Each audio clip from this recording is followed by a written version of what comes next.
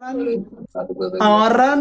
ከዛ ሂጄ አየኋት በሸሪዓው መልኩ አንድ ቀን አንድ ደቂቃ የሚሞላ አየኋት። ከዛ ቤተሰብ ፈቀደ፣ አገባሁ። እንደዚሁ ነው በቃ። በክርስትና ጋይስ የሚፈቀድልን በቤተሰብ ላይ ልጁን ከወደድኩት እኔ አሁን ከወደደ ባሌ እኔ ቤተሰቦች ጋር ሽማግሌ ይልካል እንጂ በውጭ ተጃጃሉ አይደለም። አዎ ተጃጃሉ አይደለም። የኛ ደግሞ አሁን ነው እንጂ የድሮዎቹ በጣም አሪፍ አራዳዎች ማለት የድሮዎቹ ናቸው። ለምሳሌ የአሁኑ ዘመን በጣም የቆሸሸ ዘመን ነው። ድሮ ምን ይደረጋ መሰለሽ? በእኛ አካባቢ አባቴ ሂዶ የከሌልይ ተመርጣ የባል አባት ልጅ ማነው አባቷ አያቷ ማነው እናቷ ከየት ናት ተብሎ ዘር ተቆጥሮ ከዛ በኋላ አባቴ ሂዶ ጮኛ ይለምናል። አባቷ ይሰጣዋል።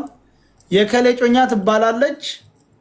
እኔ የእሷን ቤተሰቦች ሳይ አልቀርብም፣ እሷ የኔን ቤተሰቦችም እኔንም አትቀርብ፣ በቃ አትቀርብም። ጮኛሽ መጣ ከተባለች ትሸሻለች፣ ትደበቃለች እንዳያያት። ትክክለኛ ነበሩ ምንም ባያውቁ።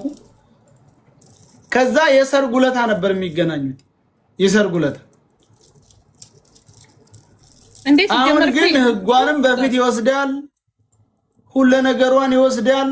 በኋላ እንደውም አሁንማ አርግዣለሁ ስትለው ነው አሉ አባቴ ጭልኝ የሚለው። አውዙ ቢላሂ ሚነ ሸይጣን ረጂም። አርግዘው እኮ ሰርግ ይደግሳሉ። አብዛኛው አሁን ዱባይ አሁን መጋባት ይቻላል። ክርስቲያኑም ይኸውልሽ አሁን ልንገርሽ፣ ክርስቲያኑም ፔንጤውም ሙስሊሙም ዙሮበታል። ኢትዮጵያ ላይ ዙሮበታል። ሁሉ አንድ አይነት ስታይል ነው የተከተለ ያለው። እውነቴን ነው። አቡ ካነት ይገል ጠይቀህ ኦንላይን ላይ ኡስታዝ ተነግሮ ምናምን ይገባል መታሰር ይችላል። ኦንላይን ላይ